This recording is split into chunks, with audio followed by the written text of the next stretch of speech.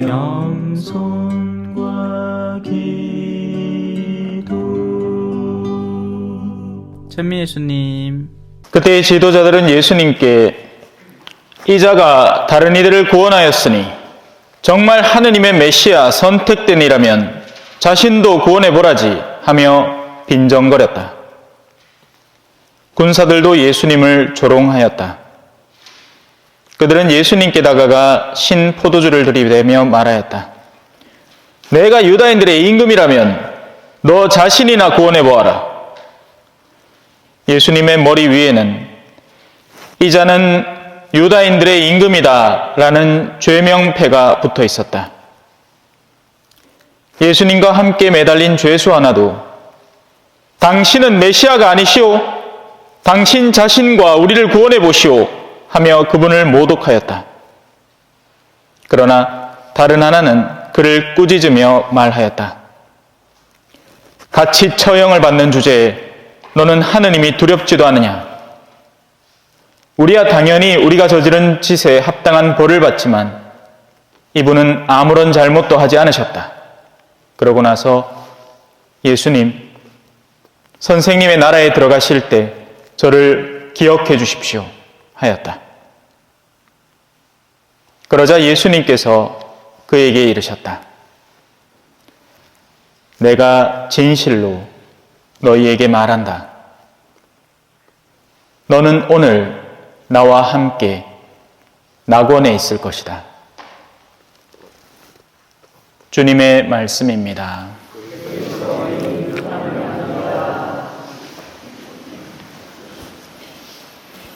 천미 예수님. 오늘 무슨 교종미사 같네요. 사람이 버글버글하네. 예? 이제 저녁미사가 인기가 더 많네. 왜 저녁미사 강론이 더 좋다는 걸 알았어요. 원래 음식도 신선하게 금방 꺼내놓는 게 제일 맛있잖아. 그지요? 암만 캐도 복음을 한 번 더 곱씹고 하면 이제 처음에 맛있는 단물 다 빨리고 나중에 너덜너덜해진다 하겠네요. 그렇습니다.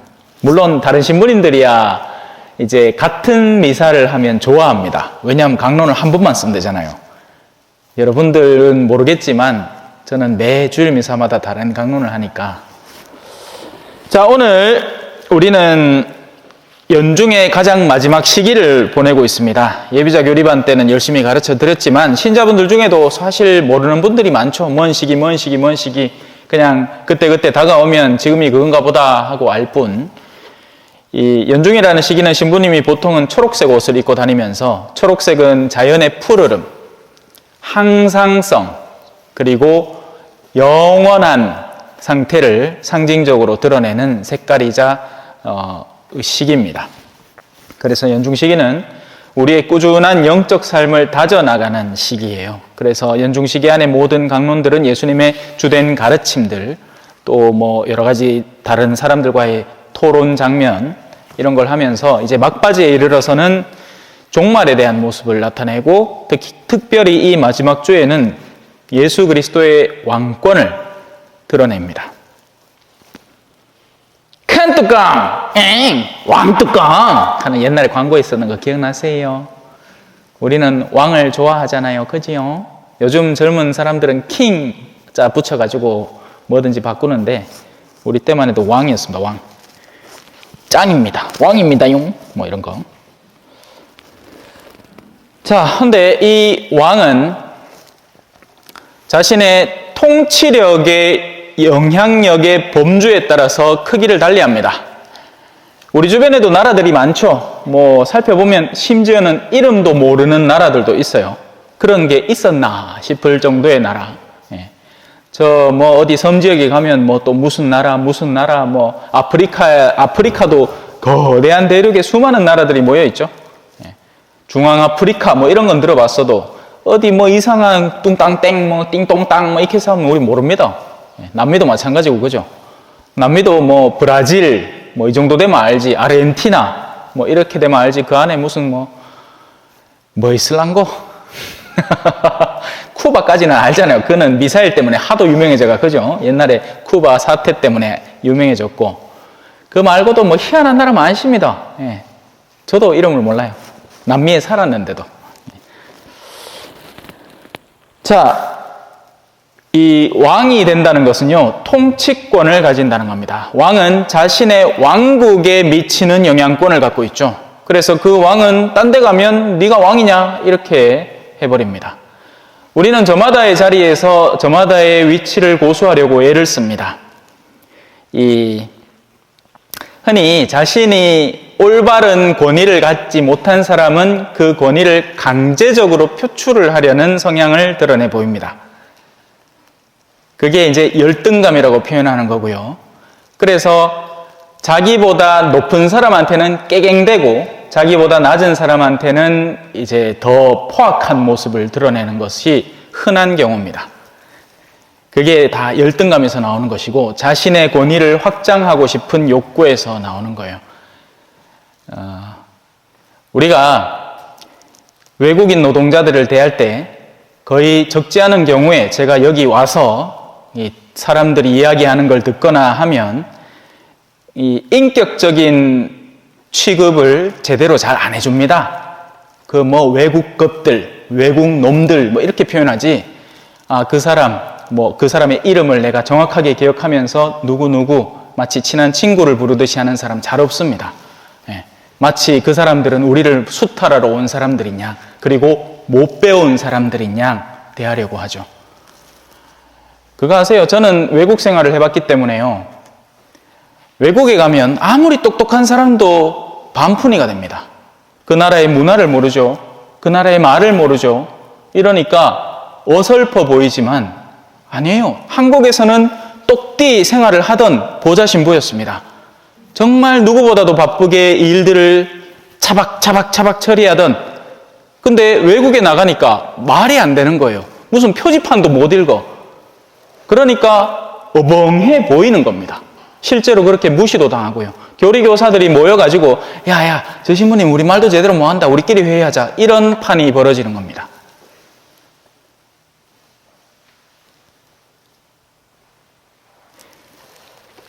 자, 그렇게 통치권이 어디까지 미치느냐에 따라서 사람은 자신의 왕국을 형성하려는 흔한 습성을 가지고 있습니다. 내 왕국, 내 사람, 그런 것들이 활성화되기 시작하면 조직들이 찢겨져 나갑니다. 왜냐하면 저마다의 왕으로 다 짜갈라지기 때문이죠. 그러면서 서로 간에 싸운다고 정신이 없습니다. 그 대표적인 영역이 어디냐? 개신교죠. 개신교는 줏대가 없습니다. 중심을 잡고 있는 무언가가 없어요. 그래서 심지어는 같은 교회도 서로 싸우다가 찢어져 갈라져서 새로운 교파를 새롭게 또 만들어내버립니다. 그런 경향이 굉장히 강합니다. 가톨릭은 다르죠. 가톨릭은 우리는 교황님이 계시잖아요. 그죠? 네. 권위가, 중앙에 이렇게 올바로 서 있는 권위가 있으니까 그걸 중심으로 모여듭니다. 물론 교황님은 당신이 권위가 아니죠. 예수 그리스도의 권위이고 하느님의 권위를 당신께서 중심을 잡아주시는 것뿐입니다. 교회는 피라미드가 아니에요. 착각하시면 안 됩니다. 교회는 네트워크예요. 거미줄이라고요. 우리는 흔히 가르칠 때 이제 교회 가르치면서 이렇게 삼각형 뜩 그린 다음에 밑에 뭐 평신도, 그 위에 뭐 수도자, 그 위에 뭐 부제, 사제, 뭐 몬시뇰, 주교, 추기경, 제일 끝에 교황님 딱 정찝죠. 절대로 그렇게 가르치면 안 됩니다. 교회는 네트워크예요. 자신이 가진 권위만큼 책임을 진 사람들을 거머쥐고 그들에게 하느님의 말씀을 전하는 노력을 하는 이들로 구성된 것입니다. 그래서 여러분들도 각자 여러분의 교회를 맡고 있는 사람들이 무슨 교회라고 하죠? 가정교회라고 합니다. 저는 여러분의 가정교회에 어떻게 영향을 미칠 방법이라고는 지금 여기 나오시는 여러분들밖에 없는 거예요. 여러분들은 여러분의 친척들 중에는 성당을 다니는 사람도 있고 안 다니는 사람이 수두룩 빽빽하죠. 그들에게는 누가 하느님의 말씀을 전할 수 있을까요? 여러분들 뿐인 겁니다. 내가 만약 외로울 때면 누가 내게 복음 전해주지. 여러분, 옛날에 나는 가수다 할 때 이 장면이 굉장히 유명했는데,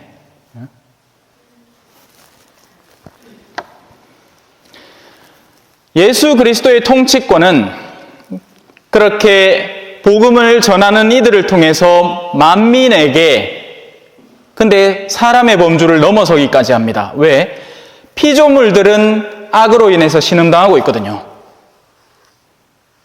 피조물들은 인간의 악에 의해서 짓밟히고 신음하고 있습니다. 우리가 저지르는 우리의 이기성과 탐욕이 과소비를 부추기게 되고 쓰지도 않을 물건들을 다 개발해서 재어놓다가 사지도 않으니까 다 갖다 내던져 버립니다. 그러니 무분별한 개발 속에서 자연은 신음하고 있고 그 결과를 지금 우리가 다시 되새기고 있죠. 예. 때만 되면 날아오는 황사며 자꾸만 다가오는 자연재앙들이 우리에게 그 현실을 여지없이 보여주고 있습니다. 우리가 야기시킨 인적 재앙, 인재예요. 자연재해가 아닙니다. 왜 화재가 더 많이 자주 일어나느냐? 더 건조하기 때문입니다. 평소 같으면 적당한 수준의 비가 소복소복 내려고 이 땅을 이렇게 축여주고 해야 되는데 지금 저 남쪽 지방의 섬 지역 난리 났다죠. 물이 없어서. 이제 100일 안에 진짜 비가 안 오면 모든 저수지 물이 말라버린답니다. 배로 물을 실어다가 그거 갖다가 저수지에 쏟아 넣는다고 바쁘대요. 예. 식당은 뭐 장사 되겠습니까? 그래가지고 그릇을 씻어야 장사를 하지.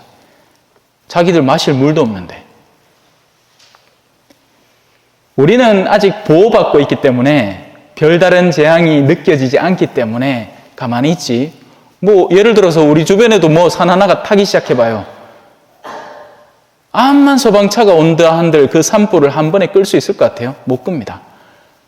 그런데 제가 아침에 운동한다고 나가보면 불사질러 놓는 사람들 많죠? 예. 그냥 나무만 태우면 또 다행이겠다. 온갖 플라스틱 쓰레기 태아가 아침에 이제 해 떡 뜨면 원자폭탄같이 구름이 떡 떠 있습니다. 아이고야. 공기 냄새부터 달라요. 플라스틱 타는 냄새가 폐를 막 괴롭힙니다. 내가 운동을 하러 나온 건지 나를 괴롭히러 나온 건지 모르겠어요.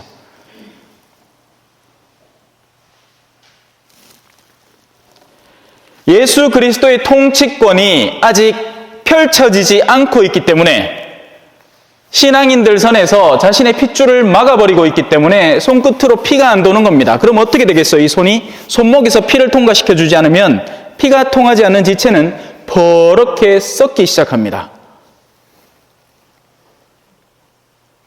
예수 그리스도의 올바른 가르침이 우리 교회를 통해서 세상에 퍼져나갔더라면 저 컨테이너 속에서 여전히 고스톱 치면서 노름하고 있는 사람들의 마음속에 신앙의 말씀이 퍼져나갔더라면 그들은 하느님이라는 가치를 올바로 알고 자신의 삶을 분별 있게 더 바람직한 영역으로 이끌어가기 위해서 애를 쓸 것이건만 그 누구 하나도 성당에서만 신앙 활동을 하고 밖에 나가서는 전혀 다른 모습을 보이기 시작하면서 피가 통하지 않는 겁니다. 그리스도의 왕권이 전혀 펼쳐지지 않고 있다는 것이죠. 그리고 그 책임은 저마다 자신의 목만큼 지는 겁니다. 만일에 제가 복음을 전하지를 않고 다른 것들을 전했더라면 여러분들이 목말라 했을 거예요. 본당 신자분들 중에 그런 분들 많습니다. 신부님이 올라오기만 하면 무조건 정치 얘기, 지가 어제 봤던 드라마 얘기야. 그것만 잔뜩 늘어놓는 통에 내가 지금 이 복음을 어떻게 이해를 해야 하며 한 주간을 신앙인으로서 어떻게 살아야 마땅한 것인지 목말라가지고 찾다가 유튜브로 막 그 복음을 전하는 신부 찾아서 돌아다니는 사람들, 방랑자들, 노마드라고 하죠. 디지털 노마드. 신앙 노마드라고 표현하면 되겠네요. 신앙의 유목민들이 많습니다. 목마른 거예요.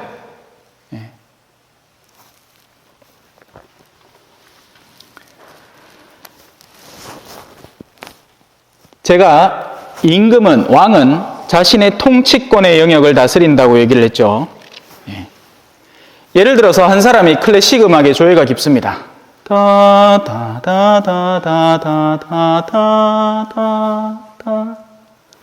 볼리비아에서 바이올린도 배웠어요. 근데 자 여기 이제 밭일하는 할머니 옆에 가갖고 내가 바이올린을 들고 가고 할머니요 내 노래 한 곡 들려드릴게. 가만 맞춰라 시끄럽다. 그 깽깽이 그가. 자, 이거 무슨 뜻이에요? 저는 클래식 음악, 아주 고상하고 이 음악계에서 나름 정평이 가 있는 이 클래식 음악을 들려드리는데 이 할머니에게는 그런 종류의 권위는 아무것도 아닌 거예요. 이 할머니는 홍도야 우지 마라 요래해줘야 아이고 이 총각 노래 잘 부르네 한단 말입니다. 옆에 아만 깽깽이질을 해봐야 그거는 시끄러운 소리 빠야 안 되는 거예요. 무슨 말이에요? 클래식이라는 권위가 이 사람에게는 아무 의미가 없어지는 거죠.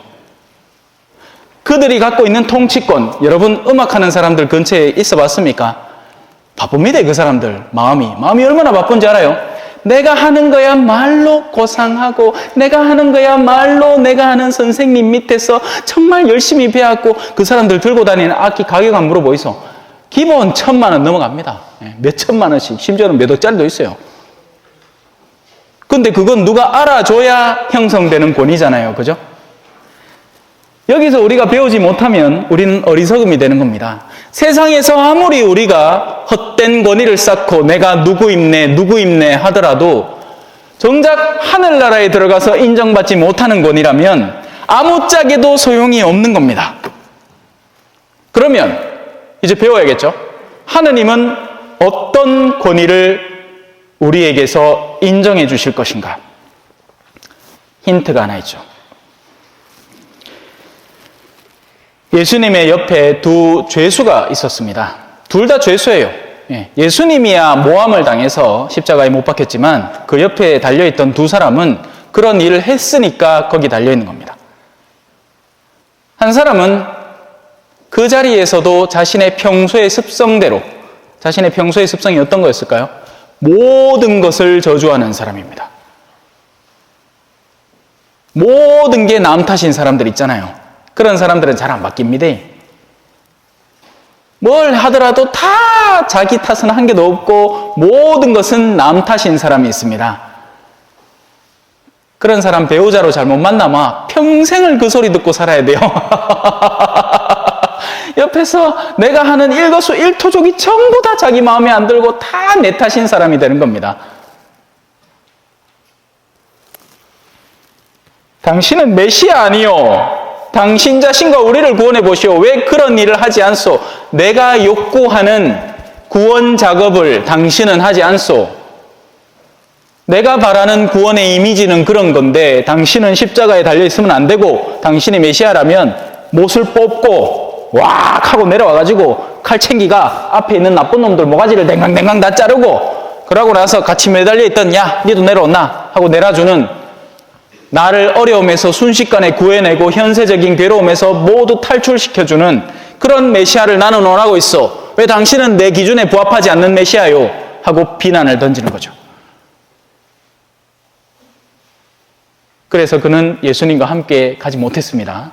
그럼 예수님과 함께 가는 사람은 어떤 사람이냐? 올바름에 대한 인지를 갖추는 사람입니다. 야, 같이 처형을 받는 주제에 너는 하느님에 대한 두려움도 없느냐? 우리야 당연히 우리가 저지른 짓에 합당한 벌을 받지만 이분은 아무 잘못도 하지 않으셨다.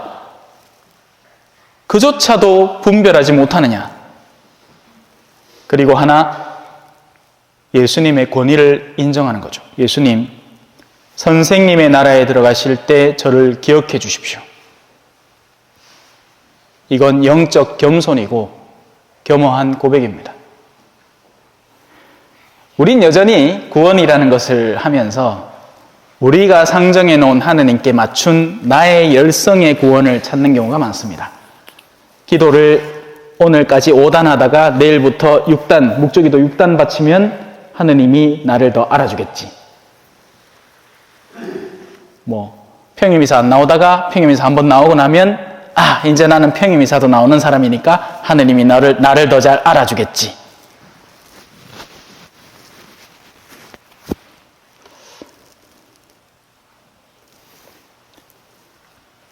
구원의 실마리는 예수 그리스도께서 과연 나를 통해서 무엇을 원하시는가를 이해하고 깨닫는 데 존재합니다. 그때 우리는 이런 말을 들을 수 있게 되는 거죠. 내가 진실로 너에게 말한다. 너는 오늘 나와 함께 낙원에 있을 것이다. 나의 통치권 속에서, 내 나라에서 나와 함께 편안하고 안락하게 지낼 것이다. 아멘. 찬미 예수님, 겸손과 기도.